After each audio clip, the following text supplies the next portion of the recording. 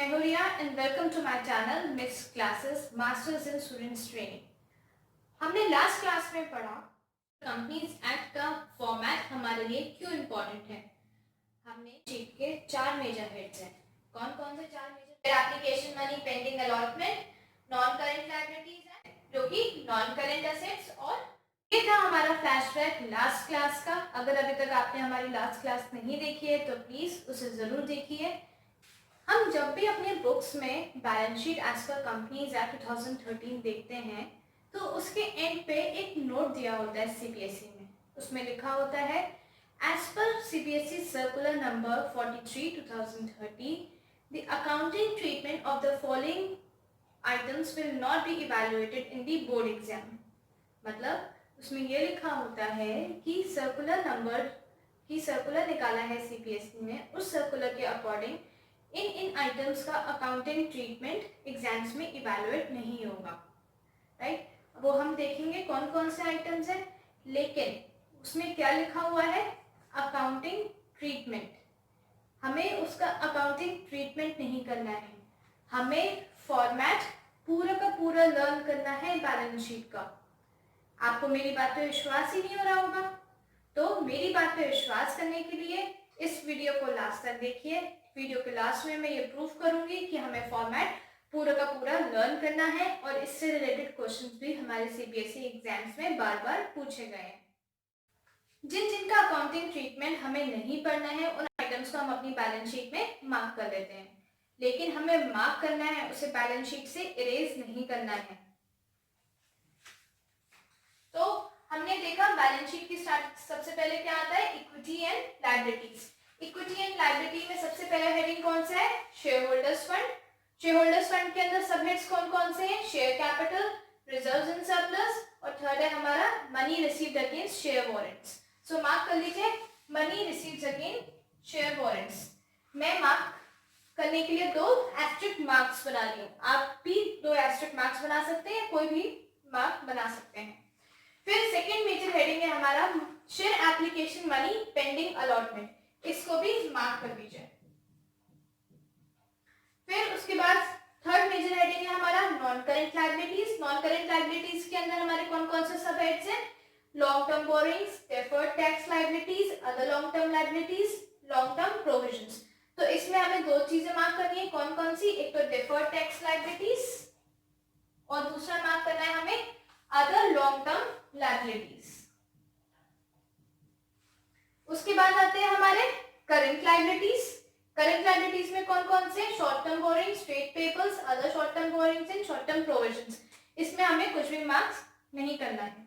फिर हम आते हैं अपनी एसेट साइड में। एसेट साइड में कौन कौन सी चीजें हैं, non current asset. Current assets के अंदर सबसे पहले कौन सा है, फिक्स एसेट। फिक्स एसेट के भी फर्दर हेड्स हैं, कौन कौन से, tangible assets, intangible assets, capital work in progress and intangible assets under development।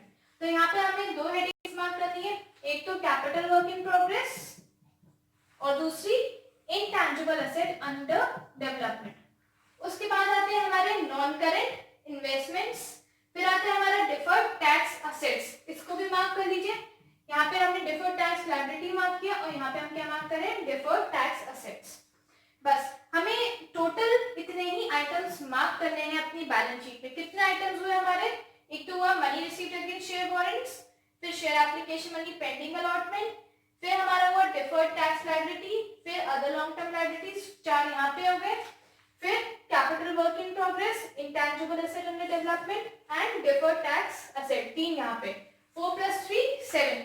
Total 7 items है हमारी बैलेंस शीट में जिसका अकाउंटिंग ट्रीटमेंट हमें नहीं करना है, लेकिन हमें ये पता होना चाहिए कि ये आइटम्स कहाँ पे आते हैं। For example money received against share warrants का मेन हेड क्या है, शेयर होल्डर्स फंड, राइट।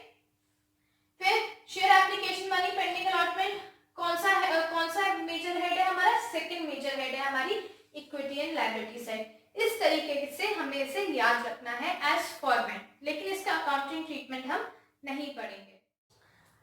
अब टाइम है प्रूव करने का कि हमें फॉर्मेट पूरा लर्न करना है। आपकी स्क्रीन पे एक्सट्रैक्ट आ रहा होगा एक क्वेश्चन का। ये क्वेश्चन मैंने संदीप गर्ग की बुक से लिया है।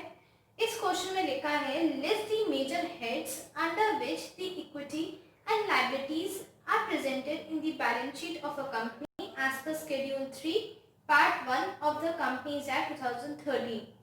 मतलब क्या पूछा है इस क्वेश्चन में कि आप मेजर हेड्स बताई है जिसमें equity and liability side of balance sheet divided है, राइट? तो equity and liability side of balance sheet कौन कौन से मेजर हेड्स में डिवाइडेड है? Share holders fund, share application money pending allotment, non current liabilities and current liabilities. यहाँ पे even though हमने share application money pending allotment के आगे मार्क करा हुआ है कि ये सीबीएसई हमसे नहीं पूछेगा, स्टिल इस टाइप के क्वेश्चंस में वो पूछ लेता है। इसी तरीके से क्वेश्चन हमसे ये भी पूछ सकता है कि हेडिंग्स बताइए जिसमें हमारे फिक्स एसेट्स डिवाइडेड है, तो हमें बतानी पड़ेगी फिक्स एसेट्स हमारे कौन कौन सी हेडिंग्स में डिवाइडेड है। tangible assets, intangible assets, capital work in progress and intangible asset under development। या फिर क्वेश्चन ये भी पूछ सकता है कि नॉन करंट एसेट्स की सब हेडिंग्स बताइए, तो नॉन करंट एसेट्स की सब हेडिंग्स हमें कौन कौन सी बतानी होगी? Fix assets, non current investment, deferred tax assets, long term loans and advances and other non current assets। तो हमारा कंप्लीट नोट बैलेंस शीट नीचे ये लिखा होना चाहिए that as per CBSE circular number 43 2018 accounting treatment of the following items will not be evaluated, however its format may be asked in the exams। I hope आपको ये video पसंद आया होगा। आपको और किन किन टॉपिक्स में डाउट्स हैं मेरे को कमेंट बॉक्स में कमेंट करके ज़रूर बताइए। मैं पूरी कोशिश करूंगी कि आपका डाउट्स क्लियर कर सकूं, और इस चैनल को सब्सक्राइब करना मत भूलिएगा। Thank you.